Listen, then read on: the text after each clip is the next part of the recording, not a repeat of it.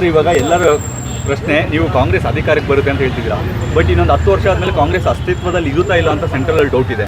ಏನಕ್ಕೆ ನಿಮಗೆ ಗೊತ್ತು ಏನಾಗಿದೆ ಇವಾಗ ಸೆಂಟ್ರಲ್ ಪರಿಸ್ಥಿತಿ ಅಂತ. ಅದು BJP ಅವರು ಮೊನೋಪೊಲಿ ಆಗಿರ್ಬೋದು ಅಥವಾ ಏನು, ಅದು ಎಲ್ಲ ಸೆಕೆಂಡ್ರಿ ಇದ್ದನ್ನು ಜನಗಳಲ್ಲೂ ವಿಶ್ವಾಸ ಕಳಿಸ್ಕೊಳ್ಳೋದ್ರಲ್ಲೂ ಕೂಡ ಸೆಂಟ್ರಲ್ ವೀಕ್ ಆಗ್ತಿದೆ. ಏನಿರ್ಬೋದು ಸರ್, ಯಾಕೆ ಸೆಂಟ್ರಲ್ ಅಷ್ಟು ಕಾಂಗ್ರೆಸ್ ವೀಕ್ ಆಯಿತು ಅಂತೀರಾ? ಕಾಂಗ್ರೆಸ್ ವೀಕ್ ಆಯ್ತು ಅಂದ್ರೆ ಅವಾಗ ಬಲಿಷ್ಠ ನಾಯಕರು ಇದ್ರು, ಮನಮೋಹನ್ ಸಿಂಗ್, ಸೋನಿಯಾ ಗಾಂಧಿ ಇದ್ರು. ಇಲ್ಲಿ ಮೋದಿಯವರು 2014ರಲ್ಲಿ ಅಧಿಕಾರ ಹಿಡಿದಾದ್ಮೇಲೆ ಕೆಲವು ಬದಲಾವಣೆಗಳದು.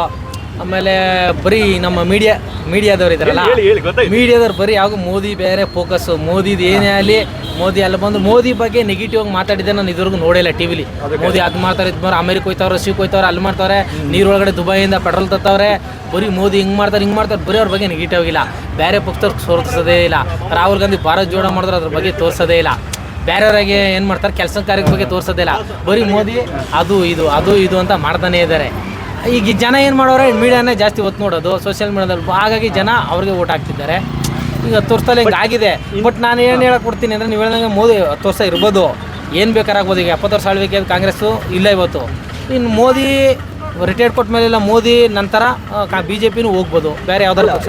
ಒಂದು ಪ್ರಶ್ನೆ, ನಿಮ್ದೇ ನಾಟೋ ಅವರು ಅಲ್ಲ, ಇವಾಗ ಏನು ಪ್ರಶ್ನೆ ಅಂದರೆ, ಇವಾಗ ಕಾಂಗ್ರೆಸ್ ಅಲ್ಲಿ ಕುಟುಂಬ ರಾಜಕಾರಣ ಬಿಟ್ಟು ಬೇರೆ ಯಾರಿಗಾದ್ರು ಸಪೋರ್ಟ್ ಮಾಡಿದ್ರೆ ಕಾಂಗ್ರೆಸ್ ಪಕ್ಷ ಬೇರೆ ತರನೇ ಇರ್ತಿತ್ತು.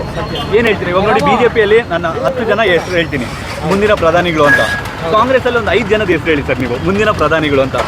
ರಾಹುಲ್ ಗಾಂಧಿ, ಮಲ್ಲಿಕಾರ್ಜುನ ಬಿಟ್ಟು ಮಲ್ಲಿಕಾರ್ಜುನ್ ಖರ್ಗೆ ಬಿಟ್ರೆ ಮುಂದೆ ಯಾರಂತಾನ, ಯಾರ ಪ್ರಧಾನಿ ಕ್ಯಾಂಡಿಡೇಟ್ ಯಾರಿದ್ದಾರೆ ಕಾಂಗ್ರೆಸ್ ಅಲ್ಲಿ? ಕಾಂಗ್ರೆಸ್ ಅಲ್ಲಿ ಪ್ರಧಾನಿ ರಾಹುಲ್ ಗಾಂಧಿ, ಮಲ್ಲಿಕಾರ್ಜುನ ಖರ್ಗೆ ಅವ್ರು ಬಿಟ್ಟು ನಮ್ಮ ಕರ್ನಾಟಕ ಮಲ್ಲಿಕಾರ್ಜುನ ಖರ್ಗೆ, ಅದು ಬಿಟ್ಟು ಬೇರೆ ಯಾರು ಆಗ್ತಾರೆ? ನಮ್ಮ ಸಿದ್ದರಾಮಯ್ಯ ಅವ್ರು ಆಗ್ಬೋದು, ಬಟ್ ಅವ್ರು ಆಗಲ್ಲ ಅಂತ ಹೇಳಿದ್ದಾರೆ. ಸಿದ್ದರಾಮಯ್ಯ ಎಲ್ಲ ಹೇಳ್ಬೋದು.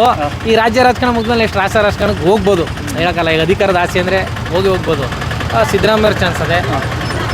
ಈಗ ನೆಕ್ಸ್ಟ್ ಸಲಗೂ NDA ಮೈತ್ರಿ ಕೂತ್ರ ಆದರೆ ಅಲ್ಲ, ಇಂಡಿಯಾ ಮೈತ್ರಿಕೂಟ ಆದರೆ ಅವಾಗ ಯಾರು ಈಗ ಏನೇ ಆದರೂ, ಈಗ ರಾಹುಲ್ ಗಾಂಧಿಗೂ 5 ವರ್ಷ ಕೊಡಲ್ಲ, 10 ತಿಂಗಳು ಹಂಚ್ಕೋತಾರೆ.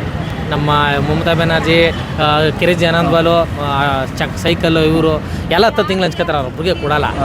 ಈಗ ಮೆಜಾರಿಟಿ ತಗೊಳಕ್ಕೆ ಎಷ್ಟು 200 ಅನ್ಕೊಂತೀರಿ ಅಂತ ಹೇಳಿದ್ರಲ್ಲ, ಇವಾಗ ಇನ್ ಕೇಸ್ ಏನಾದರೂ ಆ ಥರ ಹಂಚ್ಕೊಂಡ್ರೆ ಅಂತಾರಾಷ್ಟ್ರೀಯ ಮಟ್ಟದಲ್ಲಿ ನಮ್ಮ ಭಾರತದ ಗೌರವ ಕಡಿಮೆ ಆಗಲ್ಲ ಸರ್? ಇವಾಗ ಅದು ಹೆಂಗಾಗುತ್ತೆ ಅಂದರೆ, ಈ CM ಸ್ಥಾನಕ್ಕೆ ಜಗಳ ಆಡ್ತಾರಲ್ಲ, 6 ತಿಂಗಳಿಗೆ ಅಷ್ಟೇ ಏನು ಮಾಡೋಕ್ಕಾಗಲ್ಲ. ಈಗ ನೀವು ಹೇಳ್ದಂಗೆ ನಮ್ಮ 547 ಸೀಟ್ ಗೆಲ್ಲಬೇಕಲ್ಲ, 547 ಗೆಲ್ಲಬೇಕಲ್ಲ.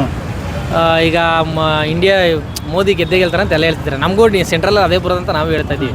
ಯಾಕಂದ್ರೆ ಸೀಟು ಹೀಗಾಗಿ ದೇಶದಲ್ಲಿ ಹಂಗೆ ಮಾಡಾಕ್ಬಿಟ್ಟವ್ರೆ. ಎಲ್ಲೋದ್ರು ಹಿಂದೂ ಧರ್ಮ ಅಂತಾರೆ, ಹಿಂದೂ ಧರ್ಮ ಒಟ್ಟು ಬೇರೆ ಇನ್ನೇನಿಲ್ಲ.